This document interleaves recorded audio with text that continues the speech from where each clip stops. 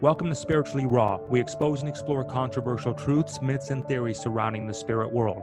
Guests includes investigators, debunkers, and skeptics of the supernatural, unexplained, and flat-out unimaginable. Content discussed on this show is not necessarily the opinion of the cast of Spiritually Raw, and topics quite often are for mature audiences only.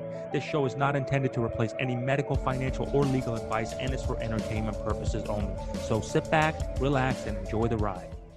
Do you ever get spooked? Because there's a lot of crazy things that go on in the jungle, and you're under the influence of, where your mind is severely altered. Do you ever get spooked? Oh, I get the you know what scared out of me on from time to time. I woke up screaming in the middle of the night. You're dealing with other forces there, Right. and there's an old saying or tradition with shamans. They call it whistling through the forest. So in essence, you go into the forest and you say, look I am here and I know I'm in your neighborhood. And I'm telling you that I know you're here and I'm here and I'm respecting you that I'm in your neighborhood. And I know that you have the power to either kill me or heal me. And I'm here with respect. And when we do ceremony, we sing icaros. Icaros are the magical songs. And the icaros are in essence flattering the spirits.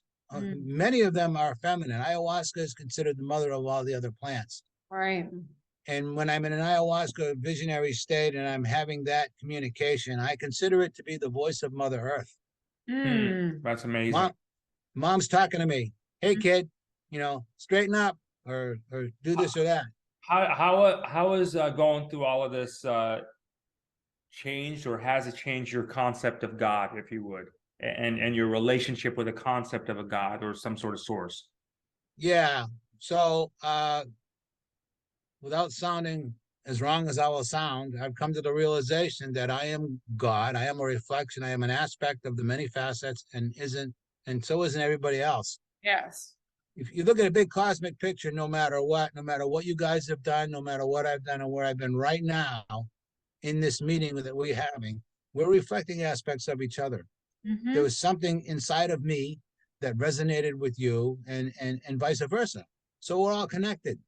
So I've come to have a deep, deep respect for where it all goes. And I consider, even though sometimes I don't always totally behave, everything I put into my body, I consider to be an offering to divinity. I consider it to be, so the Temple of Anthropocosmic Man, what they say is that it's a map of the cosmos. And it's also a map of the human body. And that in and of itself, in that definition, is holographic, because the holographic is inside. It goes infinitely smaller and infinitely larger. If you take a hologram and you cut it up in pieces, the entire image is in each piece that you cut up. True. To a point, right? So it's all connected. You look very much at peace and very grounded, and just you're tight on your messaging. Do you feel like everybody is missing the boat by not really at least exploring plant medicine to open themselves up to get really connected? Yes and no. It's not for everybody. There are some people, if you have psychological issues, stay away. I'm getting extreme here, but for argument's sake, if you're schizophrenic, you don't want to take this. Right. You'll lose it. You'll be out of it. I've seen other people who are very much tightly wound, and the monster comes out. Oh my God. Because one of the things it does when it gets into the subconscious is it brings up your shadow. And you have to be willing to face your shadow. Thank you, by the way, for those kind words about me being centered and grounded and all that. I've spent my life getting there. And I grew up in a violent place. I have a violent background. I never killed anybody, but I was a street fighter, all of that. And ayahuasca brought me back to the feminine that was missing in my life. I had no feminine. I went for 30 years without crying. I didn't have anything. And then after I worked with ayahuasca, for a point, the feminine came back. I went through a couple of years of being, for lack of better words, an emotional retard. The littlest thing would set me off, right? And then I got more balanced. And the amazing thing is that my intuition went up.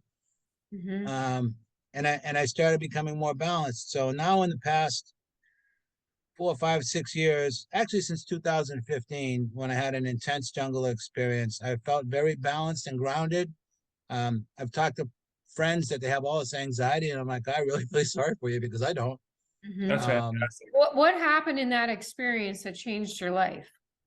Okay, I'm spoiling one of my works, but I'm going to do it for you guys because you're having me on the show. Tidbit, give us. Yeah, so I went into the jungle and I was okay. I'm expecting to get eaten by metaphorical jaguars. I'm ready to go full on pagan. You know, show me the snakes are gonna eat me. I'm ready. And I was raised Catholic, but I rejected that at a very, very, very young age. So, among other things, I was working with this one plant called Bobinsana, which is the secondary plant to the ayahuasca, and they say it connects you to the earth and connects you to the heavens. And I got into very profound dreams.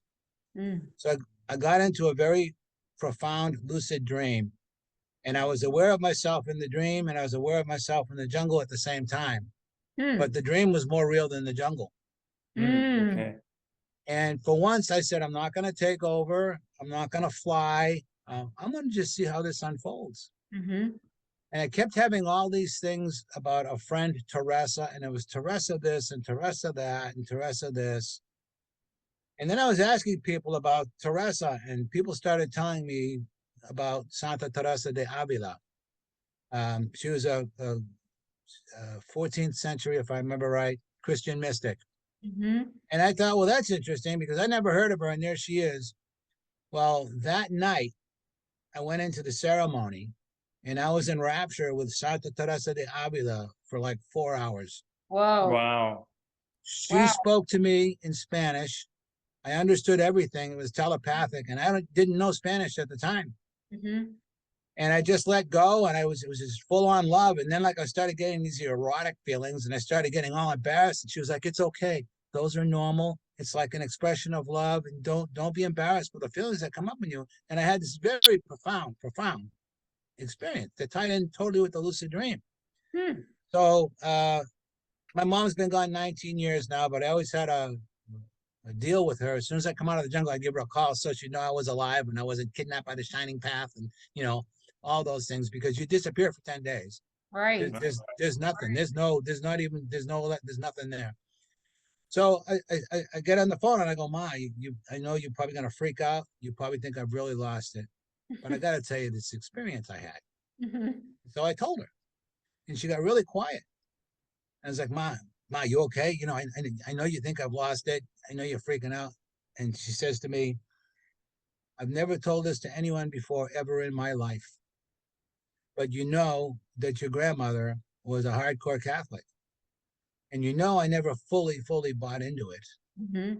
But when we were kids, your grandmother assigned your Aunt Joan, St. Joan, and she assigned me Santa Teresa de Avila. And every time I have ever prayed, I've prayed to Santa Teresa de Avila. That was a turning point for me. Wow. How can you beat that kind of a validation? The fact that she never told anybody.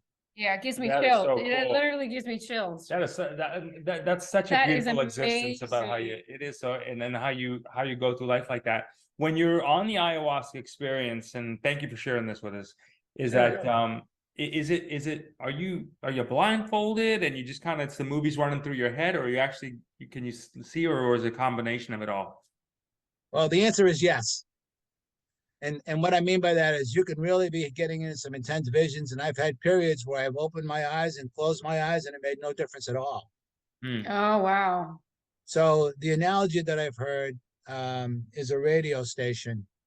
Our minds are like radio stations, and we are vibrating. Like right now, for us to be here together right now communicating, we got to be in tune with each other. We got to communicate in a way that's working, right? So when you take ayahuasca, in my experience, in my opinion, you go into this vibration, and in that vibration, plants and animals will share that vibration.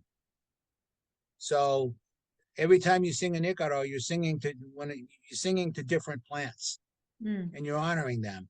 for different qualities, and they all have different qualities. Some of them are visionary, some of them are anti-inflammatory, some of them are fortifying. They all have different purposes. But you go into that vibratory space, and also animals come into that space.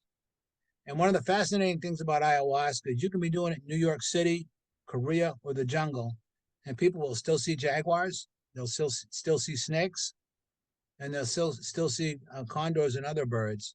And over time, this is a whole nother. Because a lot of people do go to the jungle, but you can be in the city and have that similar effect. So there's nothing so much, okay, what is best to do in the jungle?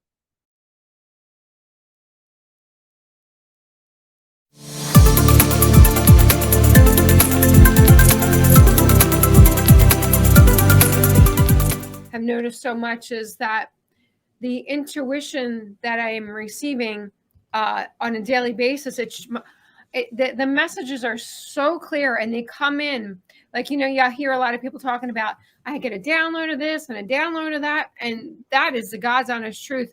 Messages are just literally flooding in because the pineal gland is being decalcified. And